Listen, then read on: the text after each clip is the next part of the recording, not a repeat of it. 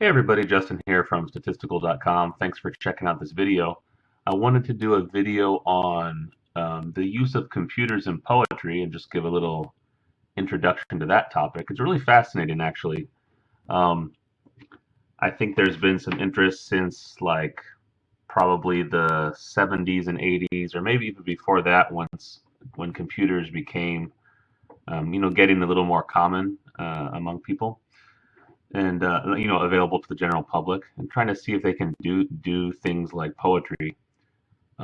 It's never my intention to like press a button and have a computer write a poem, but more like for me, I'm interested in using computers to help speed up the process or to help make what computers are good for, help make repetitive tasks, um, help to do repetitive tasks and things like that. So I wanted to show you some things. So this is my site, statistical.com. This is just the poetry section, and I have this articles here, and you can check out this computer poetry resources. There's a book by Charles Hartman called Virtual Muse that's really good. Exploratory Programming for Arts and Humanities by Nick Monfort. That's very interesting. Prehistoric Digital Poetry, I guess 1959 to 1995 by Christopher Funkhauser. All those are good reads. I would check them out. Especially in my opinion, the Virtual Muse is a very good overview, and his work with you know, like it says, experiments with computers to produce poetry. I also have randomness in computer, what I call computer assisted poetry, and also just an introduction to computer assisted poetry. And I wanted to show some things in the spreadsheet I have. It's really just to get you thinking about, how would you use computers to either write or just speed up some process of poetry. So I have a spreadsheet here. This is just an Excel spreadsheet that I use when I do poetry. And I don't, I'm not using, I mean, sometimes I just sit down and write poetry, right? That's usually what I do. But every once in a while, it's fun to experiment and use computers and see what you can do. One thing you can do that anybody can do is you can download dictionaries of words, and you can get things like what part of speech is it? Is it a noun, a verb, and so forth. You can also get syllables, the syllable counts of words from some of these dictionaries. So that could be important if you're doing, for example, like a haiku, and you need a certain syllable count. This method helps. Now, why would you want to download a whole dictionary besides those reasons? Well, often, I mean, it's been said that poetry is the best words in the best order, but sometimes it's hard to think of words. It's hard to think of combinations of words. So if you download a dictionary and you sample from that dictionary, it can bring words to the surface that you maybe you knew them, but just can't think of them, or maybe words you've never even heard of. So sampling can help kind of bring those things to the surface. So in this spreadsheet, I just have, each column here is words from a dictionary. And so these ones are like one syllable words. And some of these words are really weird, you should go through, if you do this, and just take out words that you don't think are interesting or nonsensical.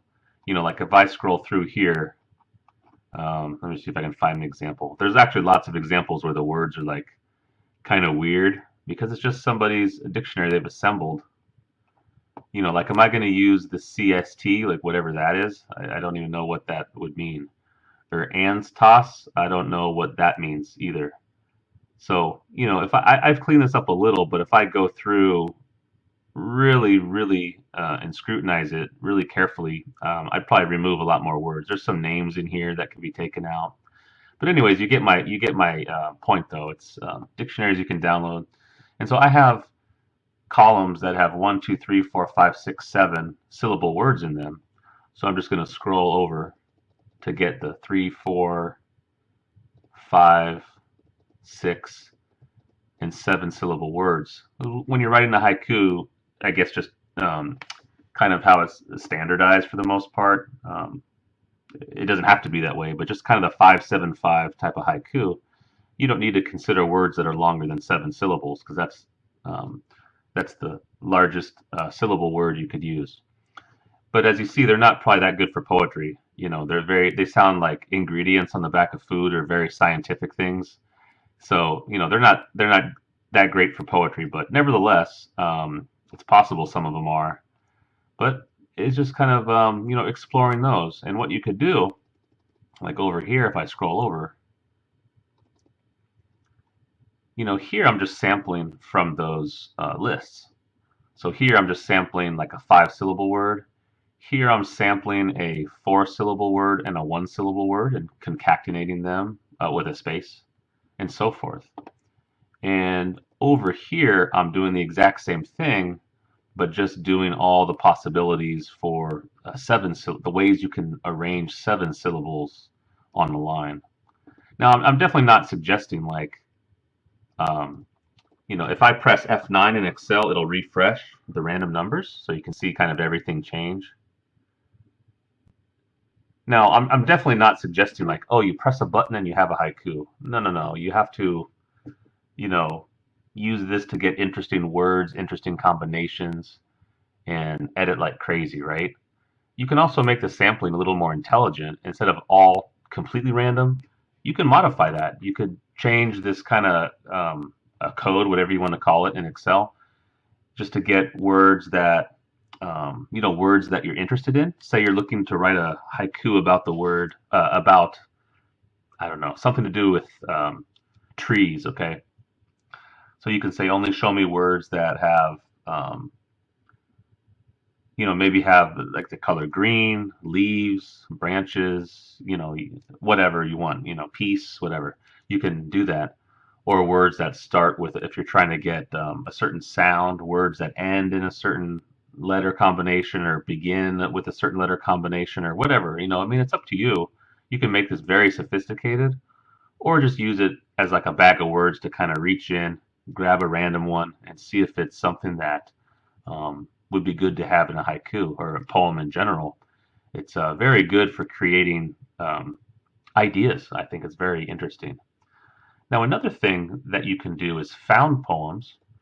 And I wanted to show this. I have a what is found poetry, just a definition of that. Sometimes people call these like you can do erasure poems, where you erase part of someone else's work and what's left is a poem. Some I've heard it be called blackout poems, where you kind of black everything out or circle words you want. You can also just randomly sample from a source text, and the words you sample you can edit and assemble and make a poem that way. And that's typically the way I do it because my job and kind of my passion is like probability and statistics. So at my work, and I sample, so that was very natural for me to do.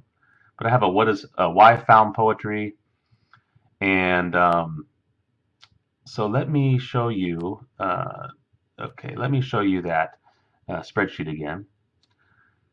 And so what I have here is the source I'm using is just Walden. So it's like on Walden's Pond, that book. And I think it probably has civil disobedience in there too. And you can find complete works of famous books, that are out of copyright or whatever. You can find them online and just copy. You can find just like a text file of them. So I copy and paste that into a single column, which is over here. And then I just take out, well, usually what are called stop words in machine learning, or data science, or statistics, whatever you want to call it nowadays. Words like is, if, the, I usually take those out, or I just leave one of each in, whatever. But you take out the duplicate words. So you sort this list, take out the duplicates.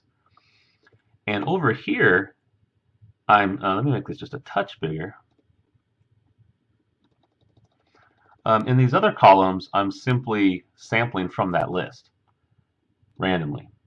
So what I'm doing is I'll just go, all these cells are just sampling from this list over here. So let's just take here. I'm looking in this column, and I'm saying how many are in this column. And there's about 11,300 words. So I'm saying from that column, or calculate a number between 1 and about 13,300, and say that generates the number 10 or number 12, okay? Then it'll go in this column and get the word ability and put it in this cell. So that's how it's doing it. And like I said before, if you press F9, it'll reset the random numbers in Excel, and so you can keep getting different combinations that might be interesting for you for poetry. You can also do like like I said, say you want the word rocks in your poem. This is an indicator that searches this column and says, yes, rocks is in the complete text of Walden that you pasted in here. Say I wanted the word computer. Well, computer is, since this returned a 0, computer is not in this column.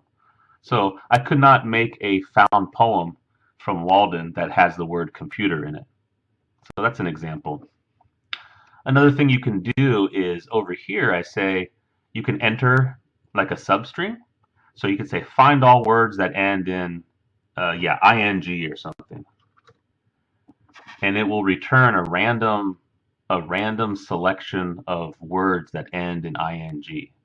So that could be very helpful if you're trying to get like something that rhymes, or you really want the word, the substring. Let's see, what would be a good one? Yeah, say you're doing tree. You want you have tree in the poem already, okay? And you want the R-E-E. You want something else that has R-E-E in it, whether it's at the end, the middle, at the beginning, whatever. And you can say, okay, reefs, greedily, Greek. If I press F9, it will randomly choose things again. Greet, reed birds, real, evergreen, sea green. You get the idea. So you can try to find words that have that substring in it. The other thing you can do is do kind of like a filling in approach, and I'll show you what I mean by that.